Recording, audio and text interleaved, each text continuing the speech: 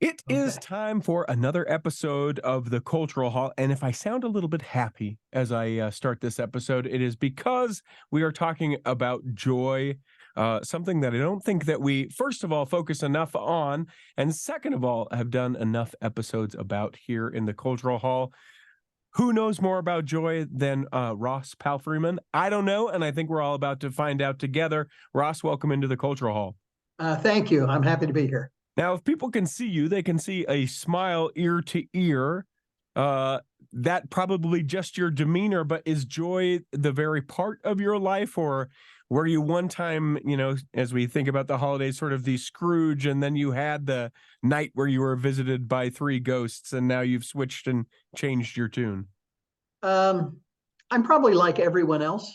Joy is something that comes and goes, and in my life, I had to give a talk in church over a decade ago. My son was going on a mission to Mexico. The bishop said, "Whatever you want to talk about." And I said, "Well, can you give me a little more direction?" And he said, "No, you're."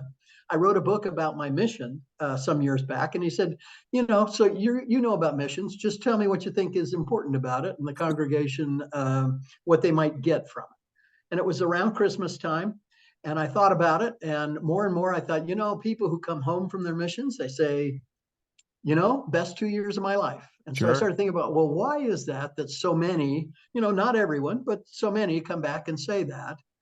And I started to think, about my own mission in Thailand. It was that I actually was worried about people besides myself and Hmm. service to people. And then I started thinking, well, that's kind of like the Peace Corps and oftentimes the people who served in the military. So I started to focus on service. And then I started to think about the scriptures and how Christ said the way you find your life is you lose it in the service of others. Hmm. And the two great commandments, love God and love your neighbors. And the idea came about that joy really comes about as we focus on the needs of others. And then I came up with this idea of, yeah, you need to care about other people. And then beyond that, I oftentimes would care about people, but then I wouldn't do anything. Yeah. So you have to show some compassion. And then you have to actually commit some charity. And when you do those things and you focus outwardly, joy is the blessing that you get from God in return.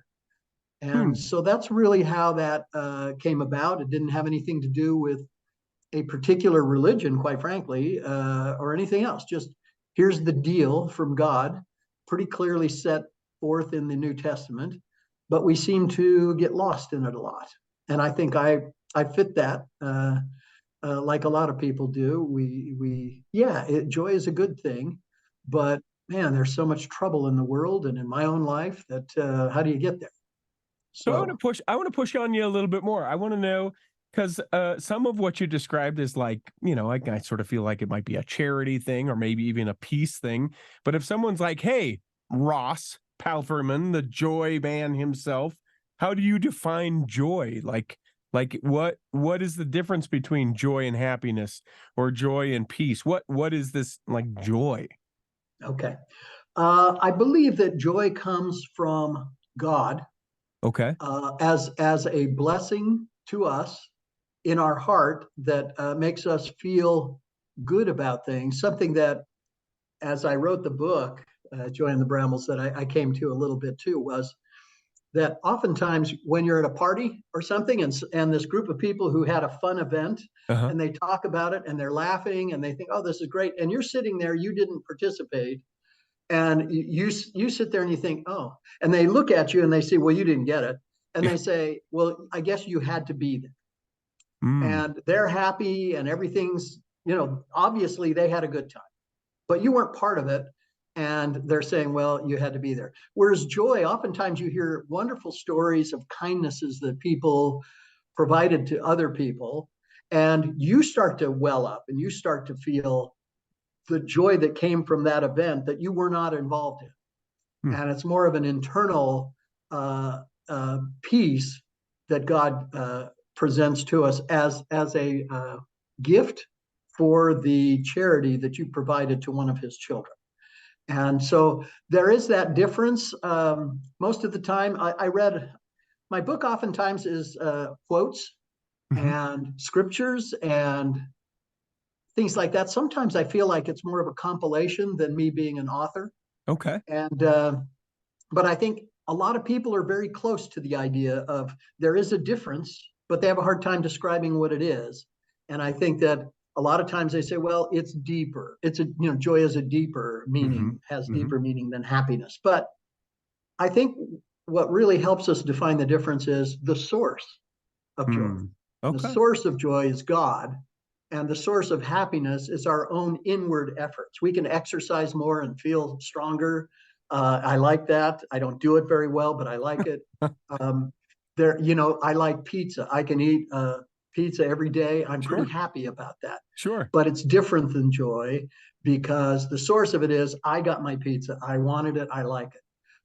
If I go out and I serve other people, then that joy comes from God and not from me. So I think that's the biggest distinction is the source. And because the source is different, because the source is God, it's a deeper feeling. It's a more spiritual event than happiness. Yeah, and I want to get more into the book in a little bit, but I do want to talk about the other part of the title, but in the bramble. Not everyone knows what a bramble is. I happen to know as a young kid, my family we would sing in the car, and there's a couple lyrics from a song. And now even the title of it is escaping me, but the lyrics go, well, they ran through the briar and they ran through the bramble and they ran through a place that a rabbit wouldn't go. And so I sort of know what a bramble is. Someone comes to that sort of ignorant. What is a bramble and how is that symbolic of finding joy within the bramble? I've had several people say, Ross, what kind of a dumb title is that for a book? Bramble. I don't know what that is. I had to look it up. Yep. So a bramble, as that song lyric tells you pretty much, is branches that come off of like blackberry bushes or raspberry bushes, and they've got these prickly little things on them. And you want to get to the blackberries and the raspberries, which I equate to joy, Hmm. but you have to get through those prickly branches, those brambles.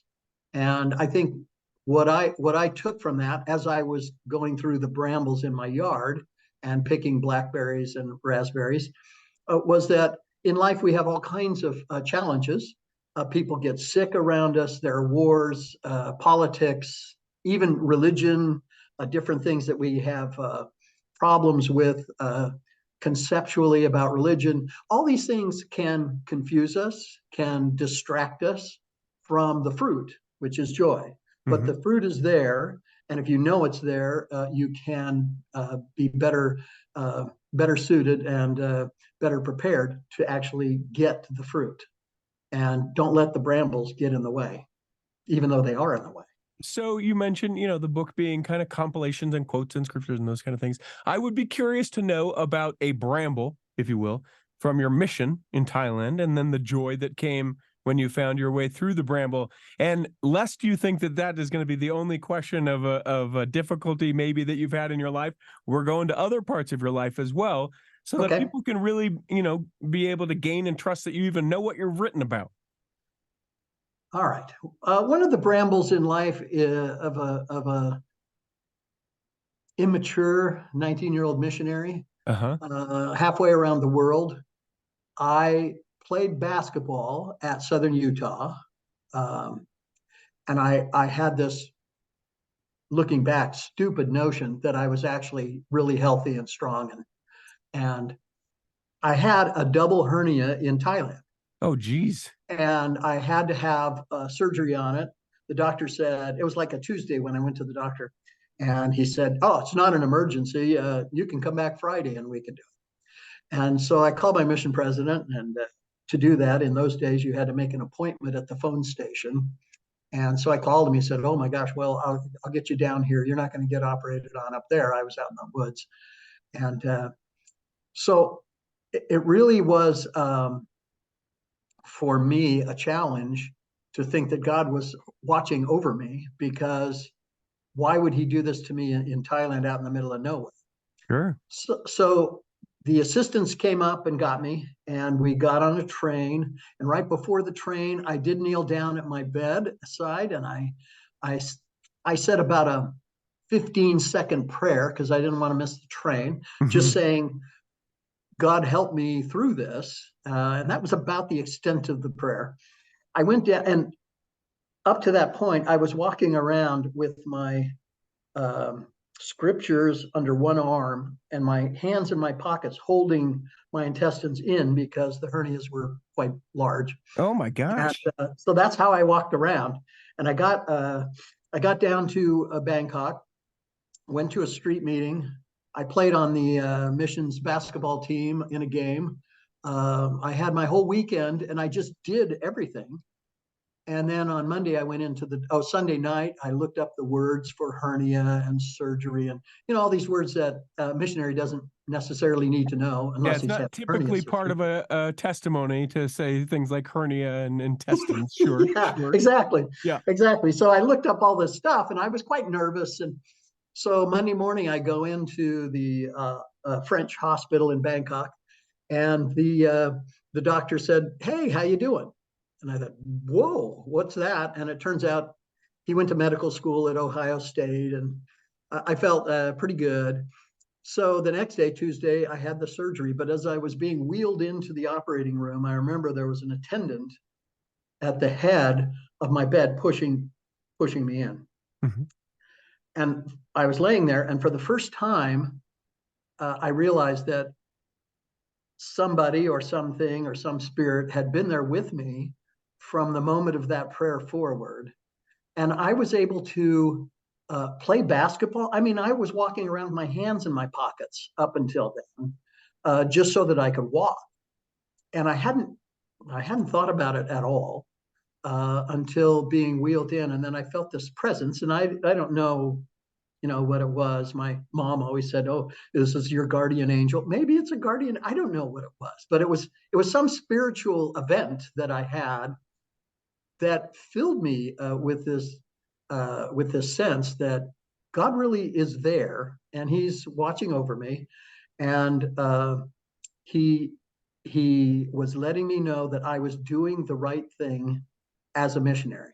Now, all the little things that I did as a missionary, he probably wasn't too happy with a lot of those. But the idea that I was a missionary, I was trying my best as a 19-year-old, which probably wasn't that great. And I really felt blessed that he was taking care of me. And the surgery went fine. I went back to work and everything was good. But that was one time on a mission when I felt like God was there. I was doing my part to serve other people, and He then was doing His part to bless my life with a richness that normally I don't feel. So, So there's so one. yeah, so let me ask you a little bit about that then. So would you say, given that sort of scenario, obviously the Brambles is the physical, those kind of things that you had to find your way through. Was the joy the success of the surgery? Was it the awareness that there's a God who cares for you? Was it the actions which were able to bless the lives of the people of Thailand? Or was it all or none of that? I would say it was more the last one that you tendered, and that was that I was doing a service to the people of Thailand, and he was grateful to me that I was on the other side of the world, Hmm. taking 2 years to bless the lives of those people. Now, did I have huge success and baptize hundreds? No, Yeah. no, but I was doing what I could do at that time to help other people. And my own life, I hadn't really realized or thought about too much, but my own life I'd kind of put on hold. And I was blessed for that. And I think that's what it was. Hmm. Um, yeah, not that I was the most successful guy in the world or any of that. Interesting. Okay. Well, I want to take a quick break real quick. When we come back in the second block, we'll pick it right back up with Ross Palfreyman coming back in the second block of the Cultural Hall. here in the second block of the Cultural Hall. Remember, you can always leave a review. You love this episode. You think, man, I love Ross. I love this idea of joy. Let's get more episodes like you had with Ross. You can do that and let us know wherever you get this particular episode of the Cultural Hall. Likely it has some way for you to leave a review. You can tell other people, hey, I loved it. Or you can just copy that link, that share link, and send it to someone that maybe doesn't have enough joy in their life, or someone that knew Ross back in the day in Thailand. Doesn't matter why you want to share it. We just love it if you would share it. Be sure that you do that so that it gets in the ears of more individuals. Now, I like the kind of parable, if you'll allow me the term, of fruit, right? That we would reach through the brambles to get the fruit, and then be able to enjoy. Man, there's nothing better, as you probably know, than a fresh blackberry or a fresh raspberry, right? You've gone and picked it, and you've likely in the scenario that we point in our mind, especially when talking about adversity, it's also hot, and there's the brambles, and we did it for a long time, and there's all those things that sort of work against us. I think that it's easy to find the joy if we know what we're reaching toward, if we know what the goal is. And I think sometimes, certainly human behavior or just individuals or just life, we aren't even able to see the fruit. We just feel the brambles. What say you about that?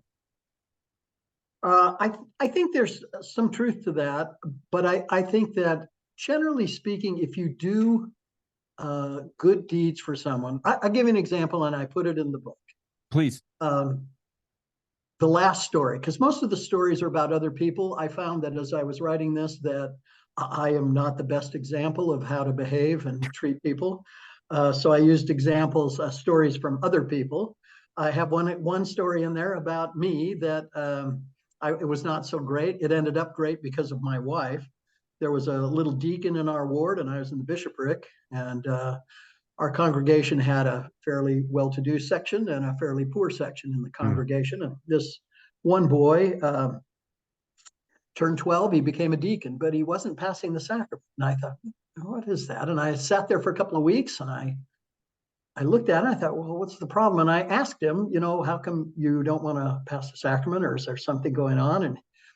And he said he was in Levi's and a kind of a t-shirt thing, and he didn't feel right because everyone else had their white shirts and ties. And so, being me, I thought, oh, well, that's too bad. And I went home, and that night I was talking to my wife about it. She said, well, you can fix that. And I said, well, what do you mean? And she said, well, you take him to the store and you buy him a white shirt and a tie, and you can fix that. And I thought, oh, I bet I could. And so I called him, and I picked him up, and I took him to the store, and it was such a wonderful feeling. I didn't just get him a white shirt and a tie, but I got him the slacks and the shoes, the whole thing. And I felt so good about it. The next week, it was wonderful to sit up there and watch him pass the sacrament. And so I have these three things that you have to do to get to that joy. One is you have to care enough. And I was good at that. I cared. I looked at them. But I didn't take any compassion at all, which is the next thing. Think about, well, what can I do to help? And that didn't even enter my mind until my wife said, well, you're an idiot, just fix it. And so I did, and the charity was to take him out and just take care of it. And then later the bishop asked, oh, well, that's nice. Did you want to get reimbursed for this? And I said, I don't do enough good things for people. Let me enjoy this one. So I think there are times out there when you feel like you're doing good things, but you don't reap the rewards. But I think if you do them for the right reason, if somebody doesn't say thank you, or it doesn't respond in the way you think, if you're approaching it the right way and you're just committing charity for the act itself, the joy has already come to you. Yeah. You don't have to worry about how people will respond to it. A lot of times you'll give someone a gift at their birthday or something, and they didn't say thank you in the right way or whatever, and you go away grousing, well, I should have never got that.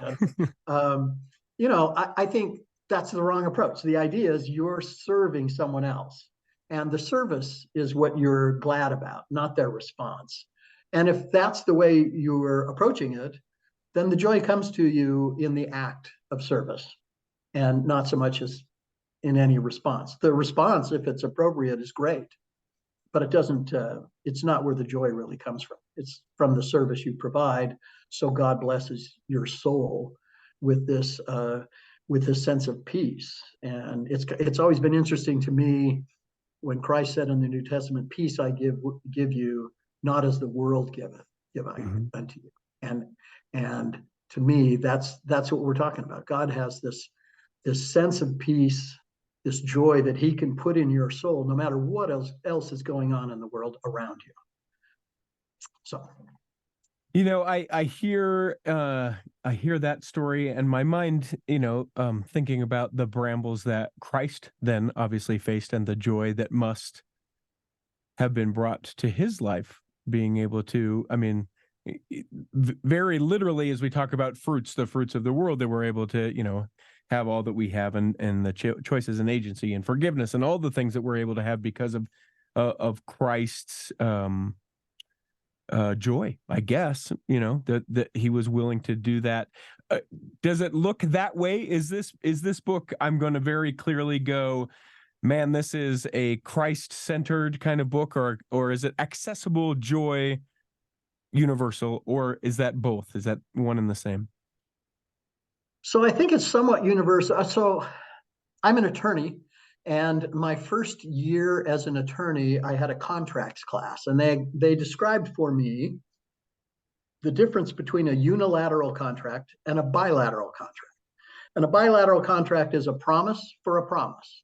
And if you promise to each other, I'll build your house for $100,000, and you build the house, you can actually sue them if they don't pay the $100,000.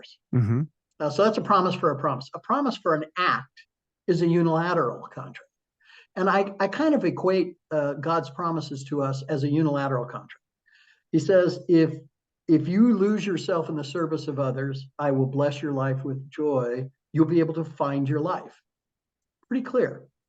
But if you don't, I'm not going to punish you or wipe you out. You don't get the joy.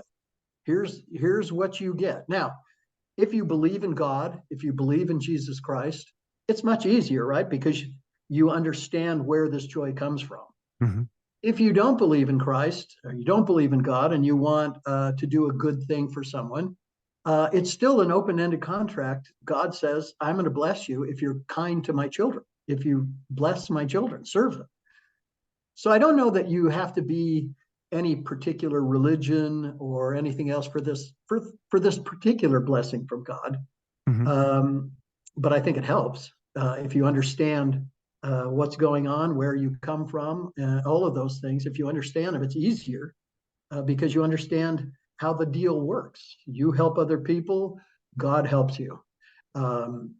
If you understand that, it's much easier than just going out and saying, well, today I think I'll be a nice person, or I don't really want to be a nice person. If you don't understand there's a blessing waiting for you as a result of that, then it may not happen as frequently. So I think this book kind of is applicable to everyone and not to just Mormons, although I tried to write this book as a non-denominational book, Mm-hmm. so that because I believe that everybody can partake of this joy.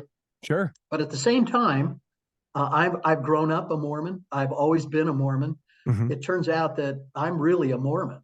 So some of the things in the book are Mormon, and there was just no way around that. And so my efforts initially to take some of that out, I finally just gave up, and I thought, I am a Mormon, so put it in there. So it's in there, but it is applicable to everyone, regardless of what their belief system is. Is it the kind of a book that's like a daily primer where I can do my sort of morning devotional and I read a little bit and then I'm able to be inspired for joy? Or is it the kind of thing that I sit down and I'm like, I'm going to really gain the concept of joy. And I start at the beginning and I make my way to the end. And then I go, I have a deeper understanding of this thing, joy. Hopefully, if you read the whole book, you have a deeper understanding of joy. But Mm-hmm. I have had several reviews on Amazon about the book that they like it because it's so short. Hmm. In college, when you wrote a paper, They wanted you to write, oh, it has to be at least 20 pages, or it has to be at least 1,000 words or something. And then you go to law school and they say, oh, no, if it's more than 1,000 words, I'm not reading. And so they wanted it brief. They wanted you to be concise. Mm-hmm. So here's the book. It's 112 pages, I think. 112 pages. And you can pick it, and there's probably 20 different chapters. So each chapter very small. And so you can read a chapter. One of the favorite chapters so far, the favorite stories, is called The Pencil Box. And it's about a second grade student who helps another second grader learn to read during his recesses and lunchtime, and the teacher's reaction to that. Who was nothing more than an observer. And when he told me the story, it's about my son. And when he told me the story, he had tears just flowing down his cheeks because it was such a big deal to him. He was worried he was going to have to hold the kid back a year. And the parents gave him a pencil box, gave my son a pencil box, thanking him for teaching him how to read so he could move on to the third grade. But that's a very short chapter. It's like 2 or 3 pages. And you can feel the joy from that. A lot of people have said, oh, that's my favorite story. Or, these chapters are just in little chunks, and you can read one and put it down and move on.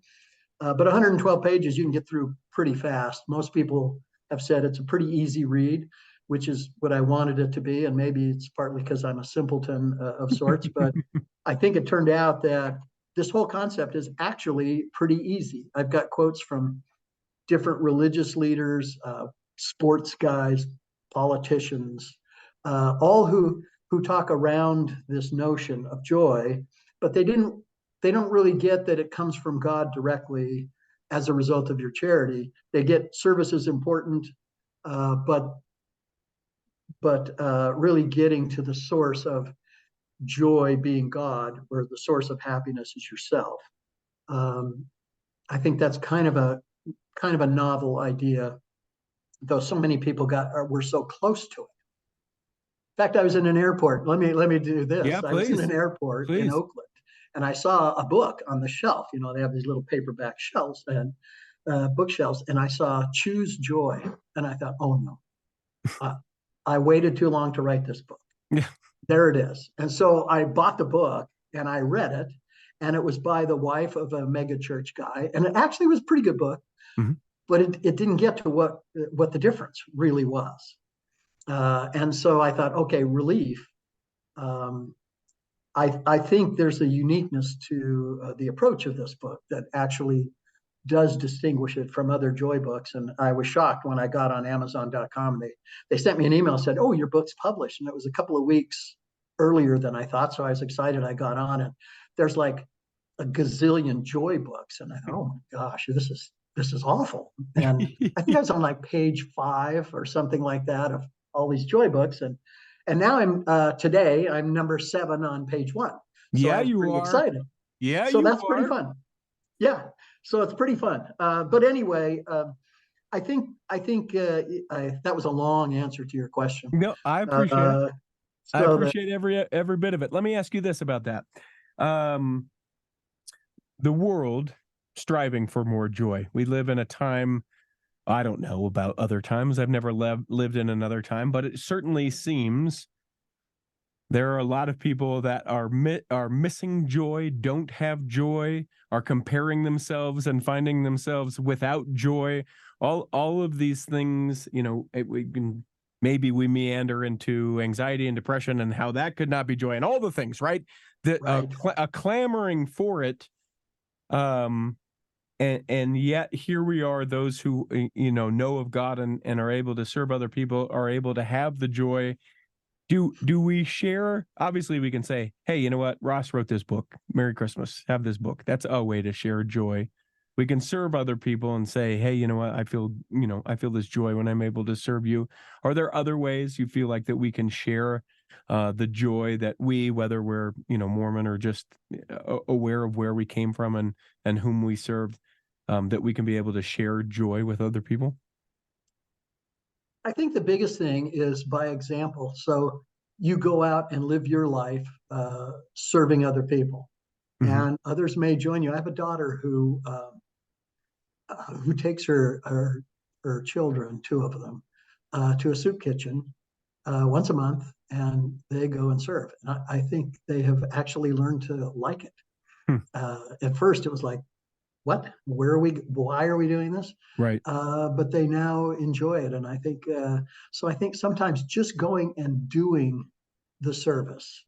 Um, there's the story in the New Testament of the rich man, Hmm. and I often think, Christ specifically invited him to follow him, and there aren't a lot of specific invitations in the New Testament by Christ for people to follow, for individuals to follow him. But there is that one. And I've often thought, boy, if that rich man could only have followed him, we would know that rich man's name Hmm. instead of just referring to him as the rich man. But several people, by example, you can influence. And I think you just go out and commit joy, commit charity to people. And others feel it. And hopefully they can join in. Sometimes I think we get too stuck on which religion is best, or Sure. within the church these days we have all these questions about, well, why did we have polygamy, and what was the black in the priesthood, and why did that take so long to fix that, and all these different things that we worry about. I have four daughters, so women in the priesthood is comes A up in my topic house of on occasion. discussion. Yeah. Yeah. Yeah. I hear it. and I hear that. and so the big thing to me is, if you can just set them aside for a moment and worry about the essence of the gospel, which is love God. And he didn't say, he didn't say, now I want to see signs of you loving me. I Mm. want you to show that love by going out and serving and loving my other children. And I think that's the key to it all. And that's the best you can do. It's also significant to note that, as you alluded to it at one point, that you're not perfect at this. Heck, I don't Oh even know if no. you're great at this, but I think that is a important factor in all this, because how often would we look at something and go, how I should have loved someone? Well, I guess I'm not really, or we dwell on those things, where those missed opportunities, or if I would have only done this, or why didn't I that, or my kids no longer go, I should have, and we quickly find ourselves without joy. How do you, let me ask you specifically, how do you, in those times where you can identify them and go, man, miss the boat there, and then So still get on the joy boat in the future? absolutely. I think that it perfectly fits the gospel, that this idea of repentance and getting better at things. And in Thai, when I was in Thailand, they used the word glup jai siamai for repentance. And it Mhm. was change your heart and don't do that anymore. Mm. And it was like pretty simple, really. It was, look, the past is the past, and you have today. And in this world, there are so many opportunities to serve. Something that really kind of changed my life was, I had a missionary friend, John Montgomery, and he called me one day and he said, I got a call from Betty Morris. Our mission president was Paul and Betty Morris. And Paul's not doing well. He lives in Vancouver, Washington. And she says he feels bad about his garden, his landscaping, and he needs some help. Can you come and help him? And it was like, well, yeah, I mean, yeah, maybe I can do that this weekend. Can you come this weekend? It was like, well, I have 6 kids. I've got Little League to coach. I got all this stuff. And John Montgomery kind of talked me into it, along with two other former missionaries, Roger Pace and Steve Welling.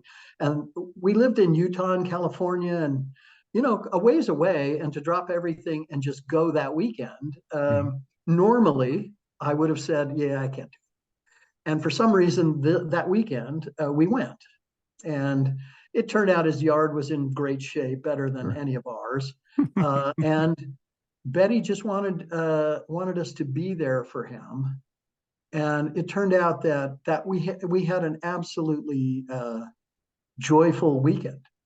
We talked about stories that the missionaries did, and how we thought the president didn't know, and he he knew, Yeah. and stories that he knew that we didn't know. And it was quite glorious. And we all kind of had this wonderful reunion. And we went home Monday, and then we got the call Tuesday. He passed away. Wow. Um, so could we have missed that opportunity? The answer is absolutely yes. Yeah. Would it have ruined our lives? Probably not, because we wouldn't have thought too much about it. But were our lives enriched because of thinking of someone else's and their needs instead of your own? Absolutely. We were all so greatly enriched. And there was truly joy that came out of that service. Now, what I learned from that is weddings, funerals, when people need help, I try to get there because almost selfishly, it's like, hey, this is good for me. Yeah. So were there times before that when I was a mess and I didn't do it? Absolutely. In fact, a lot of them. I can think of, anyway, there are specific ones I can think of. Sure. But I try now to do better. So when you think about, well, your life is a mess, you can start today and you can just look around and, is there someone that in your past that you feel like you should have called or just connected with? You can do that today. And so I don't think that, anyone is beyond redemption or beyond joy. I think it can happen just when you decide to put someone else ahead of you, joy comes. So you can do it at any time. Yeah, beautifully said. I want to take another quick break. When we come back in the third block, there's 3 questions that we ask everyone who steps into the cultural hall. We'll ask those of you, plus a little bit more about your book and maybe the other book that you referenced. Maybe there's 100 books that Ross has written. We'll find out all about that coming up in the third block of the cultural hall. Here in the third block of the Cultural Hall, remember you can become a Patreon saint. Go to patreon.com/the Cultural Hall. We ask you to please put your money where your ears are. Not free to do this. It's a considerable amount of time, passionate thing I love to do. But we certainly love to see it when you show up as a Patreon saint. It lets us know that you find value in it as well, because your dollars are hard-earned, and when you separate yourself from those, we know it's in something that you appreciate. So go to patreon.com/the Cultural Hall. Ross, a very obvious topic about joy that up to this point we've sort of danced around a little bit, but we are created that we might have joy. It almost is the fulfillment of what God put us here to do, if you expand joy out a little bit further. Yet I don't know that as I look around that I see everyone really getting to joy. You think Satan's aware of it and trying to, cut us off from joy, or why are more people not joyful? Pride. So a couple of years, 4 or 5 years ago, I had a heart attack. Oh, geez. And life was kind of on the edge a little bit. And I had this stupid thought that, boy, what if I go to heaven and they say, well, did you follow all the scriptures? I tried to follow the scriptures. Did you read them all? Well, I'm sure at one time or another I Sure. read them all, but I thought I better read them so that I can answer that question. So the next year, I got better. The next year, I read all 4 standard works together in a year. And I found that pride and selfishness were the 2 biggest things that were common threads through particularly the Book of Mormon and the Old Testament. And I've never really thought of them as being so closely related, those 2 books, but they were really, it was very interesting how that was a problem. I think for all of us, that's a problem. Pride in that we think we're better. In the days of social media, we read a 1 page about something and all of a sudden we're an expert on it and we can't take advice from anyone. Sure. So all of those things kind of combine to keep us from remembering that God has this deal. He wants us to have joy. We're here for joy. And if we'll only serve his other children and love them, we'll have joy. That's his promise. And that's why I think he's made it really pretty easy, because from day to day, we might really mess up badly one day and not do things well, and we won't have joy. We'll be upset about things. We'll start worrying about things that we don't have any control over. But the next day when you wake up, you can have joy. You can go out and find somebody and serve them, even if it's a little thing. The last the last story in my book, because I wrote it, I get to write about something good that I did instead of Mhm. all the things that maybe I didn't do as well. As an attorney, I would go from court to court in Southern California. A lot of traffic. I didn't like it that much, but it was a good living and there were a lot of really cool people in the business. So it was all right. But the traffic just never relented. And the freeways would get bottled up. And I remember one night I was driving home and I was upset about the freeways and it was just a mess. And what you're talking about is everything gets so bad in life and you start to feel depressed and down. And that's how I would get on the freeway. So once in a while, I'd just get off the freeway and drive the surface streets, which meant another hour to get home, but I could at least move. Mhm. Well, I'd stop oftentimes to eat, call my wife and say I'm going to be home late. So this one night I saw McDonald's and I turned left into the parking lot for the strip mall in McDonald's. And then I saw it was a big long line. I thought, I don't want to do that. So I went into CVS. And when I go to CVS for my evening meals, it's usually Cheetos and a Diet Mountain Dew and a Milky Way. And, There you go. just everything bad you can Wait, and you eat. had a heart attack, huh? Interesting. Go Well, ahead. yeah, I wonder why. So anyway, I go in the front, and this is in the spring, so March or April, something like that. And the guy says hi at the door, and I walk in past him, and I see a young mother. I'm in a very poor neighborhood. A young mother and her son, who had to be 4 years old or so, and he has a Rudolph the Red-Nosed Reindeer DVD, and he wants it bad. That's Mhm. $4.99, and his wife, or not his wife, his mother says, "Oh, I can't afford that. We can't buy it." And I didn't think anything of it. I went and got my Cheetos and all the stuff, and I looked around. I usually try to pick the right candy bar to eat home, and so sometimes that means I can't decide, and I get two. But I got my stuff. I got up to the register, and this young mother and her little boy come up right behind me, and he still wants the Rudolph the Red-Nosed Reindeer DVD. So I set my stuff down on the counter and I went over and I picked it up and I bought it. And I then turned it around and handed it to him. And I paid for my stuff and I walked out. And I didn't really want to look at the mother because, oh, I'm an old guy. What kind of a motivation do I have for all of this? But I Sure. looked at the little boy and he was beaming. He was just beaming. So I went out to the car and I usually eat while I drive home, but I just sat in the parking lot and I felt really good. And all of the cares of that day, driving two different court cases that I had to argue about, they all went away. And I felt really, really good for $4.99. Mm. And so this joy that I talk about in the book is something that you can have at any time, and even if your day is bad, you just have to look around you and see who you can serve, and then serve them. And that promise that God has made that He will provide you with joy is real.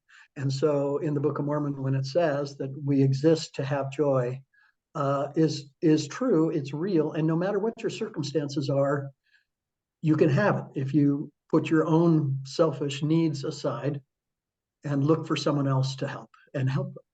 So it's pretty easy. So let me ask you this. When I served a mission, it was oftentimes, that we talked about going and finding the one, right? The one that's looking for the gospel. And I also remember, quoting the scripture that if it so be that you should labor all your days and bring but one soul unto me. And in my mind, served in Cleveland, Ohio. I had the opportunity to actually see many people enter the waters of baptism, and in that time, I sort of thought, man, I 10x the one. Way to go! I got, I played a part in whatever that is, right? Maybe that's pride based, but I certainly thought, well, more than one. This is more than one. I did this, and it wasn't until I got home and many years later that I started to realize, I think that largely the one that was found to have a testimony of the gospel and truly be converted due to my mission service was me. So here's where all that leads to. Do you feel like it's possible? Maybe people are listening to this and they're like, I don't like people. I don't want to serve people, right? I'm an Yeah. introvert, any sort of things that they do. But is it also possible as we serve others who are children of God to find joy that we could also find ways to serve ourselves that would also provide us joy? So this is one of the weirdest things about the gospel to me. In the New Testament, if you want to find your life, you lose it in the service of others. So is that the most selfish thing you've ever heard? I want to find my own life. Mhm. And then God says, well, okay, that's what you want. And I'm going to let you do that. But you do that by losing your life and serving others. So it is one of the weirdest things that I've thought about it in the gospel. I think it's quite wonderful because he says, go ahead and be selfish in the thinking that you want your life and you want to understand your life and know your life and love your life. But to do that, you have to give all that up and serve my other children. And if you do, I promise you joy. And I think that is understanding that your life has meaning and that it's a fulfillment of your purpose in life. And that's what brings you joy in these moment to moment little things. You talk about baptizing, you say saving, bringing one soul. Mhm. Well, I went to Thailand and I I baptized two people. One of them I didn't teach more than one lesson to, so I just kind of walked into that. Mhm. So there was only one that I taught all the way through the gospel, and he joined the church in my last 2 weeks, and then I went home. Mhm. I last week, 2 weeks ago now, 2 weeks ago, went back to Bangkok for the temple dedication Wow. and the 50-year anniversary of the Thailand mission. And I was in the first group called to that mission. And I was talking to the district president of Udorn, which is in the northeast of the country.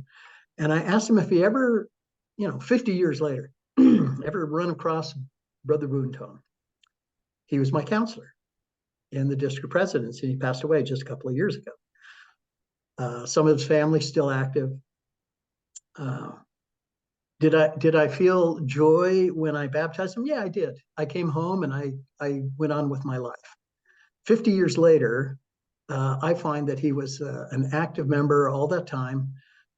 He taught gospel doctrine in the Sunday school class for the longest time, and I thought, oh Mhm. my gosh, teaching him, we taught him who Jesus even was. He never even heard of him. And did I have joy in that time 50 years later? Absolutely did. And it wasn't because of anything new I had done. It had been something that I had done 50 years ago. Mhm. And so I think that you do the right things, and that is you help other people, and your life fills with joy, just as God promises. So also, anyone who has picked blackberries, blueberries, all those things, maybe not blueberries. I can't remember if they have brambles. Doesn't Not too matter. bad. Uh, but you can get as you do those things, you can get scars. You can have marks that you remember the pain as you do that. Are those valuable to look at? Oh, but remember the joy? Or are those mispickings? We meant to get the fruit and we reached our hand in the wrong bramble. Using your sort of allegory, your example, your parable of this, what are those things that would last on our arms as we're picking the fruit? How do we apply that? I think your attitude is everything. Hmm. It can be something that look at all of the terrible things I try to do in life, Hmm. and I'm all scarred up from this. And what did it get me? I didn't get me anything.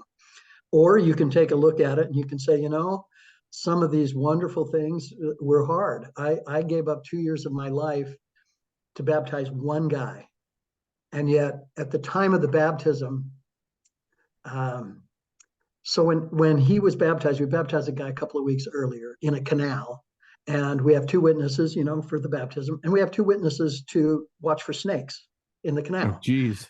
And so we get done, and we're finished, and we walk away, and we my companion and I said to Boontomb, your baptism is set for 2 weeks from now. We will find you a nice hotel pool or somewhere nice where this can be done. And he looked at me and he goes, well, Under Palfreyman, didn't you feel the Spirit there? And I said, well, absolutely. It was wonderful. And he goes, well, then that's where I want to be baptized. Hmm. I said, okay. So you can look at all of these things in so many different ways. It's one of the things I think about history. So many of us draw these conclusions from history, and yet they're based on perceptions from other people who wrote down the history. You can look at those scars on your arms as really bad things, or as things that helped you get to the fruit. We're told that when Christ was resurrected, you could still see the scars in his hands and his wrists. And if I were to think that was a bad thing, then I would think God would allow him to get rid of those scars. Mm-hmm. But he had the scars as a reminder, not of how mean everybody was to him, but of the wonder of the resurrection and his sacrifice for us. So there are scars. Look at them as your battle scars that you went and you served other people, which brought you joy through the Brambles. Yeah. The name of the book is Joy in the Brambles. You mentioned earlier that you have authored at least an other book. Are there multiple Ross Palfreyman books out there that people need to get? Would that there were. There are there are two. This book, Joy in the Brambles, I wrote a book about a decade ago called 2 Years in God's Mormon Army. And it was about my 2-year mission in Thailand. And I wrote that book mostly because my journal was a mess. And I wrote from my journal. And a couple of the missionaries that I knew and are in the book have read it, and they really liked it. So I think it's a good book. But I think generally speaking, it's kind of biographical for a 2-year period. Sure. And it's available on Kindle, but I don't have it as a hardback per se. I guess I have a garage with a couple of hundred books in it from that first work. And I didn't really know how to market it. Writing a book is difficult, but then marketing the book is even worse. I mean, it's terrible. Sure. I have no idea what I'm doing. But it's kind of fun. This time I'm older and semi-retired, and so I have time to, try to figure out how marketing works. And I've never done this before, but I'm kind of enjoying some of it. Some of it's very frustrating. So there's the first book, 2 Years in God's Mormon Army, that I think is kind of entertaining. But the second book, Joy in the Brambles, I think actually can impact people's lives for the better, because it reminds them, joy is out there. You can have it. And it's pretty easy. If I have found ways to do it after all the bumbling I've done, then other people can find it too. Yeah. You can find a link to purchase both of those books in the show notes.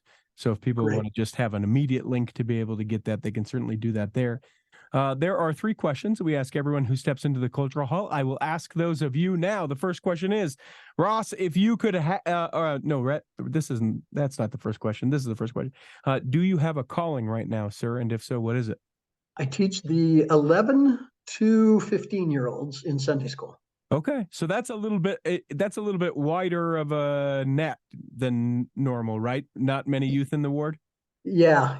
We have a little bit older ward in Cedar City where we are. The ward that meets with us in the building has a lot of youth. Okay. So just segmented as far as the town goes. You're in that part of town, that ward that not as many younger. Okay. All right. Second question is if you could pick a calling for yourself, either one that exists or make one up, what would you pick? My wife says this is sacrilegious. Then I'm leaning in. Tell me. So I would like to be the prophet for one day. Okay. He has to work way too hard for me to want it more than a day. And that's only because there are a few quirky things for me that I would like to change.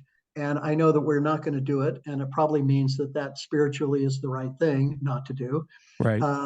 But for me, there are a couple of little things. And I'll just give you one example. One is I raised 6 kids. Mhm. And we ended up sending them to preschools at like St. James and other places. And I'd love to open up our churches more to the community. And I Mm. think we have a wonderful gospel. And I think I would like my own children to have more exposure to it on a regular basis. And I would like to share it more. And I think with a preschool, you would be able to do it. So Interesting. but just for a day. I'd only Yeah. want to do it for a day. Yeah. You're like And half a day actually, till I don't lunch. think the church would want me doing it for more than a Yeah. day. Here, I'll put your mind at rest. I don't think they're going to ask you. Sorry, No, Ross. I leave my number out there for them and they never call. I put my phone number on the back of my tithing slip every month, and I've Yeah, that's still right. yet to get a They call. they still haven't called me. The last question that we ask that you can interpret it however you would like to, but the question remains, what is your favorite part of your faith? Well, I think it actually kind of goes with this book. When the hardest times come, I can rely on the fact that there's a God who loves me. And so sometimes I get upset with people when they start to nitpick at things around the edges and get upset about things. And I think, it's such a wonderful gospel if you just take what the essence of it is. God Mm. loves you. He wants to do good things for you. So just do the best you can and try to be kind to people around you, care for them, be compassionate, and then commit some charity, and you'll be all right. Yeah, I appreciate that. Again, find the books in the show notes, Joy in the Brambles. We hope that this episode, Ross, has nourished and strengthened your body, that if you're not healthy enough to listen this week, that you'll be healthy enough to listen next week, and that when the time comes, you will be able to travel home in safety. In the meantime, we'll be saving a seat for you on the back row of the Cultural Hall.